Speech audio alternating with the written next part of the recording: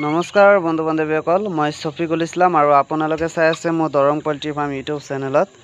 তো বন্ধুসকল, আপোনালোকে বহুতে কৈ আছিল যে দাদা টাৰ্কি পোৱালি কেতিয়া পাম। তো এইখিনি হ'ল মোৰ ডাঙৰ টাৰ্কি, 3 পিচ আছে ডাঙৰ, কণী পাৰিব এইটো মাহতে। তো পোৱালি বৰ্তমান ষ্টকত আছে, এভেইলেবল আছে, যাৰ যিমান লাগে ল'ব পাৰিব, কিন্তু 10 পিচৰ তলত দিয়া নহয়। আপোনালোকে চাব পাৰে, ইয়াতে আছে চিল্কি, ইয়াতে আছে ইয়া টাৰ্কি, এয়া টাৰ্কি পোৱালি, ইয়া ভালদৰে চাই লওক। এইটো তো 2 দিন হৈছে বয়স। ইয়াতেও আছে টাৰ্কি পোৱালি, ইয়া যাৰ যিমান লাগে ল'ব পাৰিব। ইয়া সব টাৰ্কি এইটো। আৰু এইফালে আছে আপোনাৰ চিল্কি, সব চিল্কিখিনি ইয়াতে লৈ আহিছোঁ মানে।